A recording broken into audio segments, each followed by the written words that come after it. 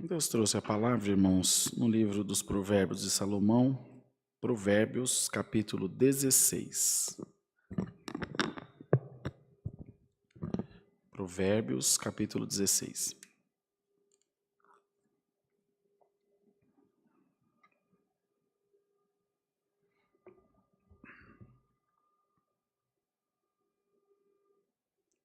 Então, lemos com a ajuda de Deus. Do homem são as preparações do coração, mas do Senhor a resposta da boca. Todos os caminhos do homem são limpos aos seus olhos, mas o Senhor pesa os espíritos. Confia ao Senhor as tuas obras, e teus pensamentos serão estabelecidos. O Senhor fez todas as coisas para os seus próprios fins, e até o ímpio para o dia do mal. A abominação é para o Senhor todo altivo de coração. Ainda que ele junte a mão, não ficará impune. Pela misericórdia e pela verdade se purifica a iniquidade, e pelo temor do Senhor os homens se desviam do mal. Sendo os caminhos do homem agradáveis ao Senhor, até seus inimigos faz que tenham paz com ele. Melhor é o pouco com justiça do que a abundância de colheita com injustiça. O coração do homem considera o seu caminho, mas o Senhor lhe dirige os passos. A adivinhação se acha nos lábios do rei, em juízo não prevaricará sua boca. O peso e a balança justa são do Senhor. Obra sua são todas as pedras da bolsa. Até aqui Deus nos dá, irmãos. Amém. Aqui, irmãos, Salomão, filho de Davi, escreveu esse provérbio, confessando, como uma forma de constatação da sua própria vida, da sua própria vivência com Deus, da sua experiência com Deus. Ele quis relatar a todos os que então o lessem ou tomassem conhecimento dessa escrita, do domínio absoluto de Deus sobre a nossa vida e sobre os nossos destinos. Do homem são as preparações do coração, mas do Senhor vem a resposta da boca. Todos os caminhos do homem são bons aos seus olhos, mas o Senhor pesa os espíritos. Para nós está tudo certo, para nós está tudo bom. Mas o Senhor sabe o que é verdade. O Senhor sabe o que está dentro do nosso coração. Por que Deus nos está mandando essa palavra? Para que nós consigamos, irmãos, ter essa fé que o apóstolo Pedro nos recomendou, que o apóstolo Tiago nos recomendou, que o apóstolo Paulo nos recomendou. Essa fé racional, essa fé pensada, uma fé que me faz concretizar aquilo que eu creio, ainda que não de forma tangível, mas pelo artifício da fé, eu vejo, eu vislumbro, eu apalpo espiritualmente falando aquilo que o meu coração almeja e que os meus propósitos estão de acordo aos propósitos de Deus. Porque veja, irmãos, o que isso quer dizer? Que nós podemos congregar 40 anos, 50 anos a fio, 100 anos, pregar aqui 50 anos, ou mais ou menos, porém, o nosso coração é uma carta lida diante de Deus, a nossa vida é conhecida diante de Deus. Quem nós somos, como somos, quando somos, aonde somos, tudo isso é conhecido por Deus. Esse trabalho de conversão, de entrega, ele leva tempo. Os irmãos querem ver como leva tempo? Pedro negou o Senhor, João, Tiago, outros estavam juntos a Pedro pescando, quando o Senhor então tinha sido morto e ainda não tinha aparecido ressuscitado. Imediatamente, eles voltaram a ser o que eram. Pescadores. Eles voltaram a ser as pessoas que eram. Porque eles tinham que ter uma fé visível, uma fé tangível, A fé deles era nesse momento baseada em estar próximo do Senhor. Portanto, se fosse agora, certamente eles não creriam. Certamente eles não se entregariam. Tanto que o próprio Senhor conhecia isso, porque o Senhor conhece o que está no coração, não foi o que lemos aqui? Os caminhos do homem são bons aos seus olhos, mas o Senhor pesa os espíritos. Deus sabe de tudo. Tanto que o Senhor disse: vós me adorais, disse a eles, aos discípulos, porque vós credes em mim, pois vedes as obras e maravilhas que eu faço. Mas após vocês virão outros, que somos nós, ainda mais bem-aventurados, que sem me ver, creem em mim em espírito, verdade e vida. A fé, a conversão a Deus, é um processo difícil, irmão. É um processo difícil. Há pessoas que têm mais medo de entrar na água e sofrer algum dano do que da própria condenação para ser batizado. Porque nós temos essa predisposição a estar no controle. É muito justo. Um motorista nunca confia no outro. Um pregador sempre acha defeito na pregação do outro. É natural. É natural. E às vezes nós suscitamos entre nós um espírito de rivalidade, nos filhos, na empresa, no nosso trabalho, na igreja.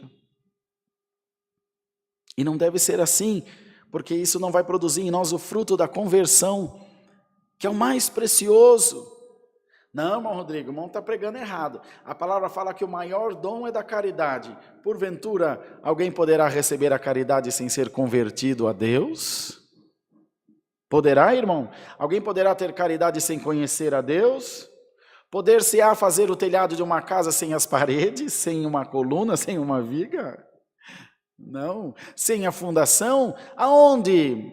No que estará fundada, no que estará edificada a caridade?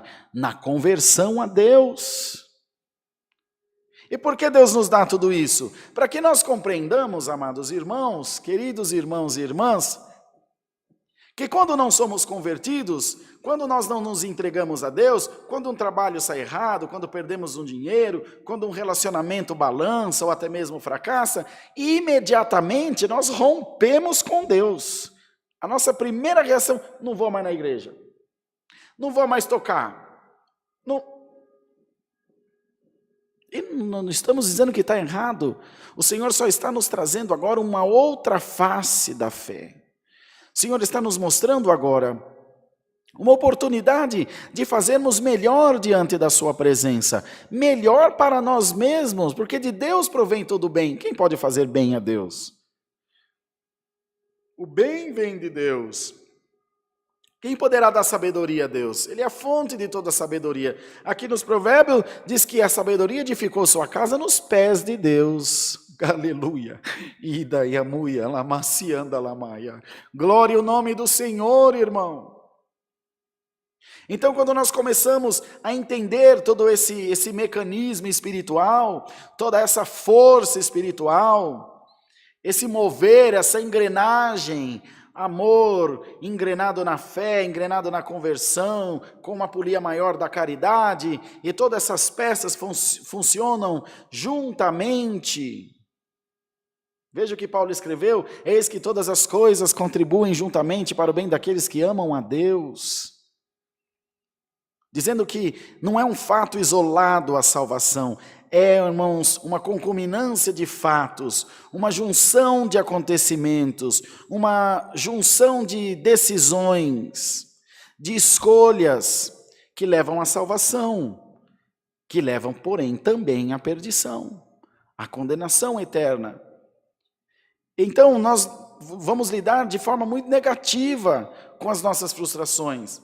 Nós vamos lidar de forma muito ruim com as nossas perdas, com as nossas quedas, com as negativas que a vida nos vai dar.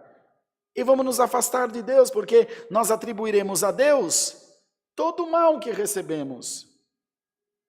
E ninguém diz a palavra: de Deus sou tentado, porque Deus não pode tentar a si mesmo. O Deus que está em nós não pode tentar a si mesmo. Outros sim, quando recebemos um bem, muitas vezes nos esquecemos de atribuir a Deus. E a palavra diz que do Senhor vem todo o bem.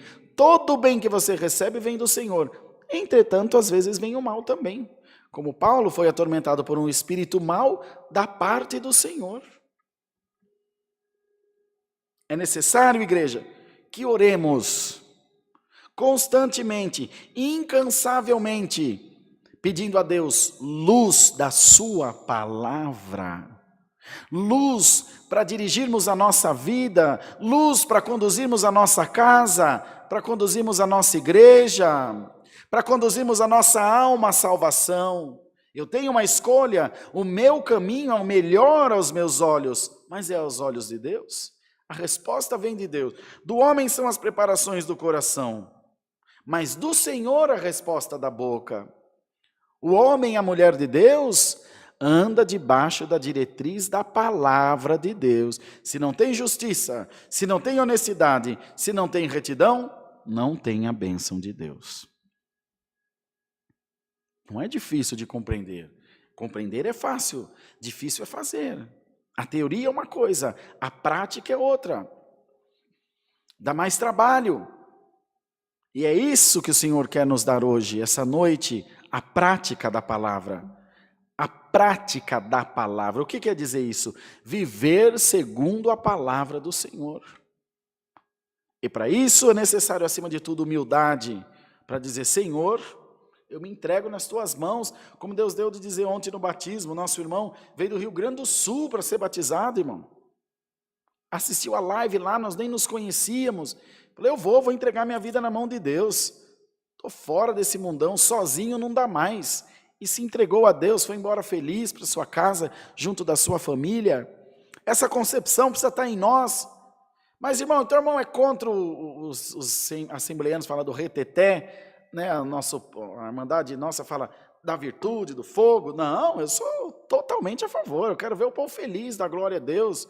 Mas toda essa manifestação, havendo língua cessarão, profecia também, só vai subsistir a caridade. É para dar glória a Deus até não querer mais, pode pular, pode pregar. Você viu o servo de Deus que pregou ontem?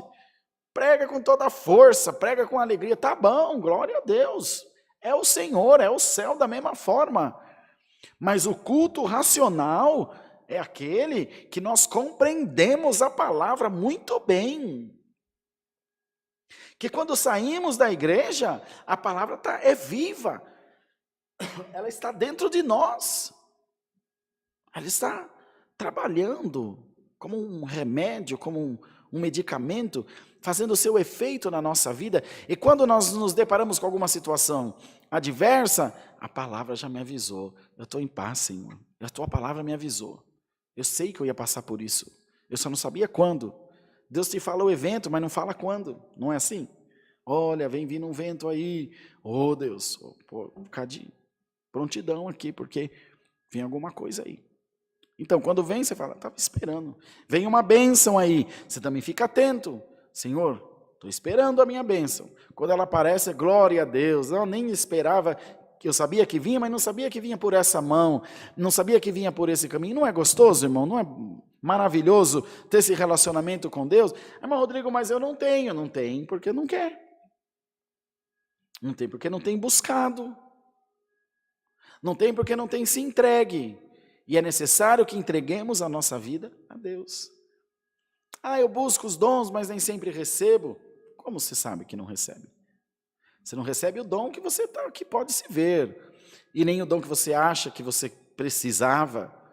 Mas lembre-se que Deus nem sempre dá o que queremos, mas certeza vai nos dar o que precisamos. Quando o que queremos é efetivamente o que precisamos e há essa concordância, aí recebemos o que queremos. De outra maneira não. Lá na oração do Pai Nosso diz, seja feita a tua vontade. É sempre a vontade de Deus, que é boa, perfeita e santa, irmãos. E é isso que o Senhor quer falar conosco. Faça suas preparações, faça os seus projetos, sonhe os teus sonhos. Problema algum quanto a isso. Mas peça, busque, trabalhe para que eles estejam inseridos nos sonhos de Deus. na vontade de Deus, para que você não se frustre. E assim que alcançamos a conversão, é a mudança, converti o carro a gás. Ele mudou de combustível. Ele usava um, agora usa outro. Você antes agora andava segundo a sua sorte, segundo os seus planos, segundo a sua vontade. Agora você se converteu, você anda segundo os planos, a vontade, os desígnios de Deus. E isso é conversão, mudança, conversão de sentido. Não tem nas ruas aí? Conversão à esquerda, conversão à direita. Se você não puser isso na sua mente, nós enfraqueceremos na fé. Essa multidão de crente parado que você vê por aí, de todas as igrejas, é porque não tinha foco no Senhor, não compreendia bem a palavra, é fogo santo, é profecia, é derramamento de glória, que é maravilhoso. Veja, irmãos, veja. Quantos Pentecostes ficou registrado na Bíblia? Lá em 2 de Atos dos Apóstolos. Só um. Mas porque ele é menos importante? Não é menos importante, mas ele é menos necessário do que a compreensão da palavra, isso você não tenha dúvida. Porque você vai parar de falar em língua, você vai parar de profetizar, mas da caridade você não vai se desvencilhar dela, que vem através da conversão. Então não adianta eu querer receber a caridade, se ainda não aprendi a perdoar, se ainda não aprendi a crer, se ainda não aprendi a confiar, se ainda não aprendi a me entregar. Não tem como pular etapas, não tem eliminação de matéria aqui, irmão. É uma de cada vez, vivendo, aprendendo, caindo, levantando, chorando. Criança, a minha filha Heleninha está aprendendo a andar, 2 passos, um cambote. E ela é raçuda, levanta de novo, cai, levanta de novo, cai. E assim, é a natureza trabalhando, a natureza fazendo o seu trabalho. E ela fazendo a parte dela, senão não vai andar. E a gente tem que deixar cair, está ali perto para não deixar machucar, mas é assim. Deus é igualzinho. Ele vai fazer de tudo para você não se machucar. Mas de cair, você não escapa não, irmão. Não vai escapar. E é assim que você vai aprender a andar. Assim que você vai aprender a se desviar dos buracos. Irmãos, bendito seja Deus. Recebamos a palavra do Senhor no nosso coração. E deixemos de lado o estereótipo da nossa aparência, da roupa. E nós atribuímos a conversão à roupa. Atribuímos a conversão ao modo da pessoa viver.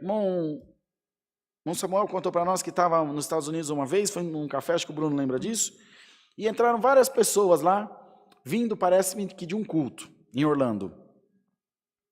E entraram, tomaram café, comeram um lanche, alguma coisa, e saíram. E entrou um cara barbudão, umas argolas no nariz, assim, agora aquelas argolas que ele usa para puxar aqueles boi de moecana, de arado, que eles prendem aqui, ele tem medo de machucar, então ele atende.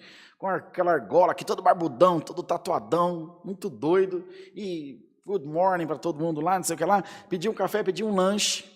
Quando trouxeram o lanche na mesa dele, ele abriu os braços e começou a dar graça. Senhor, te dou graça por essa comida, pela vida que tu me der, orou. Ficou todo mundo assim, ó.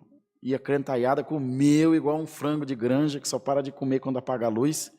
E foi embora. E ele também era crente. Ele só não tinha o estereótipo que nós damos a um cristão. Qual que é o estereótipo de crente? Cabelinho de lado, testudo assim, irmão Rodrigo, terninho e gravata. Qual que é o modelo de crente? Como que é? Saiona no pé?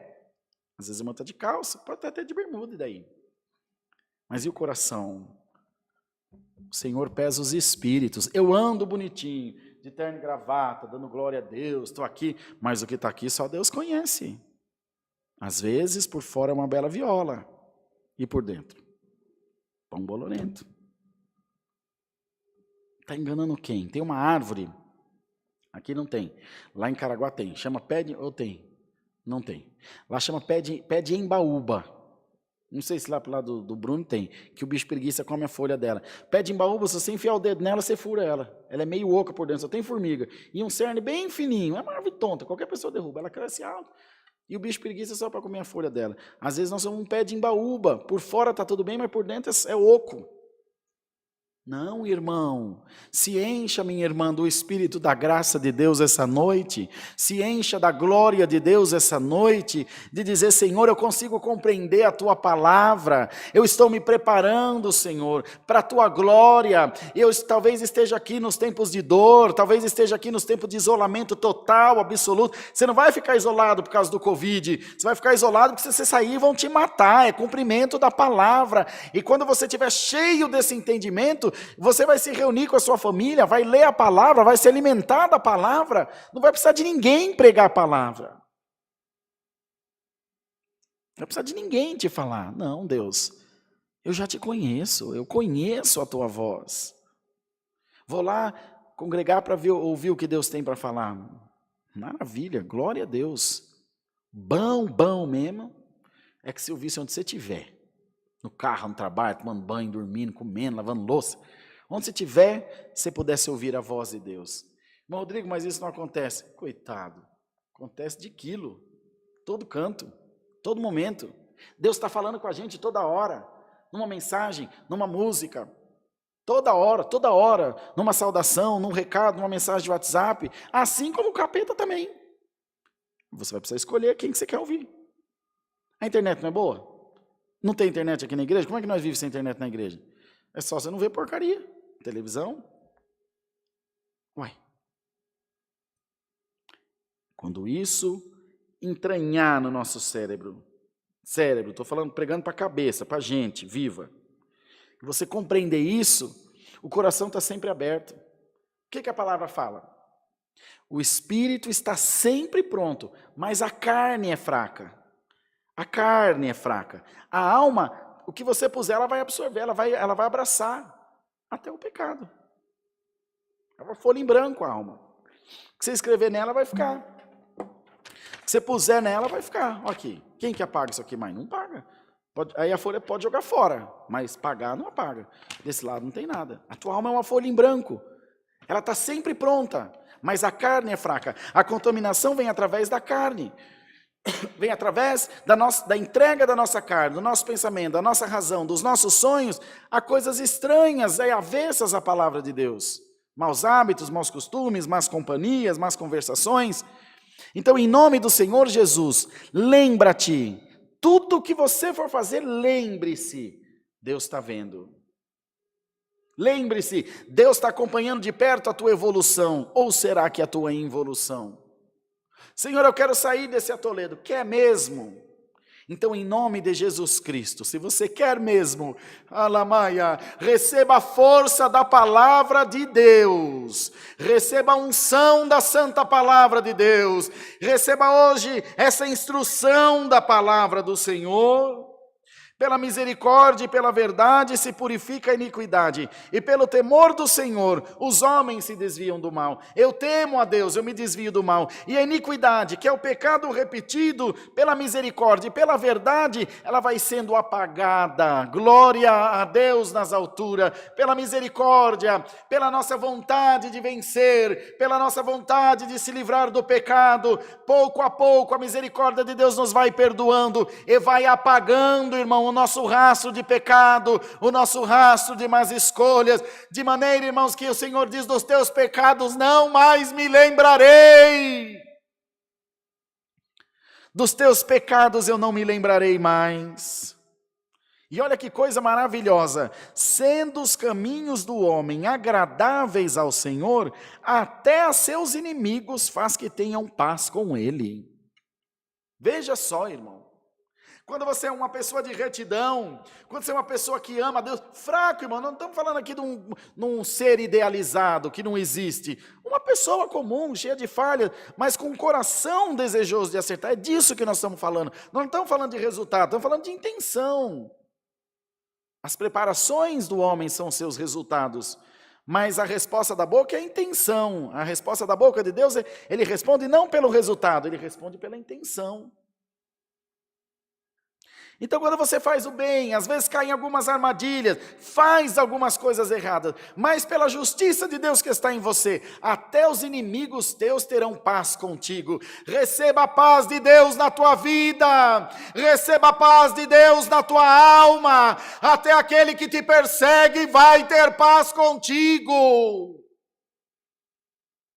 Até aquele que quer o teu mal vai ter paz contigo, por causa da palavra, por causa do teu amor a Deus, por causa do teu temor a Deus, dá glória a Deus. O Senhor quer te fazer vencedor, irmão e irmã. Não quer te fazer um joguete nas mãos de Satanás, um joguete nas mãos do diabo, de quem quer que seja. Então, amados, compreendamos bem a boa palavra de Deus. E deixemos esse evangelho puro, genuíno, maiúsculo. O que isso quer dizer? Um evangelho maior do que qualquer outra barreira, do que qualquer outra concepção, do que qualquer outra liturgia, do que qualquer outra placa. Um evangelho maior, sobreposto, soberano, acima do bem e do mal. É o evangelho de Deus, de Jesus. O evangelho derramado como graça, como misericórdia, sem que ninguém tivesse pedido. Houve-se na história da palavra, do cristianismo como um todo, alguém que pediu salvação antes de Jesus chegar. Ele veio trazer salvação. O homem servia um Deus que ele ainda não conhecia no Velho Testamento, na lei. Mas onde você vê falar da salvação? Buscavam boas colheitas, vitória na guerra, muitos filhos, muitas mulheres, muito aquilo, muita água, muito poder, muitos anos de vida. Mas de salvação, uns viveram 900 e poucos anos, outros viveram 1000 e tanto, outros 600 e tanto. Nós não sabemos se a contagem do tempo era essa mesma, como eram contados os anos, às vezes cada ano para nós, o ano deles tinha 3 meses, não sei. Não faço ideia. Então a graça veio sem pedido, veio de graça mesmo, sem merecimento. Receba essa noite essa santa palavra, glória ao nome do Senhor.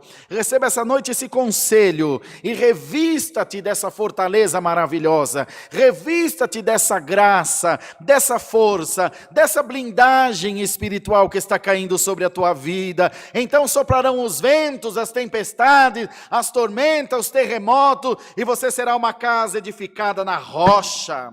A rocha é a palavra, a rocha é a conversão, a rocha é o amor a Deus, irmãos amados. É nela que você tem que se firmar. Por isso a palavra fala: aquele que edificar sobre a areia, a sua casa vai cair. Areia é o meu pensamento, areia é a minha vontade, areia é a minha birra, a minha teimosia. A rocha é a conversão, é a paz, é a humildade, é a graça, é o poder, irmão. Poder de Deus sobre a nossa vida. Então receba essa palavra e edifica a tua casa na rocha. Deus seja louvado. Amém. Vamos agradecer a Deus em santa oração, irmãos. Amém. Aleluia, Deus. Glória a Jesus. Senhor, te damos graça por estar na tua presença, por esse culto que tu nos tem dado. E todas as coisas, Senhor, sentimos que contribuíram para que recebêssemos a tua santa palavra. Faz com que o teu povo compreenda bem a palavra de Deus, que nós nos revistamos, Senhor, dessa fortaleza que é a conversão, que é a paz, que os nossos caminhos também sejam de paz.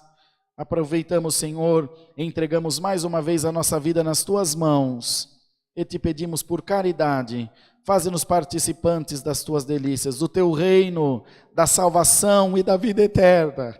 Bendito seja Deus, aleluia.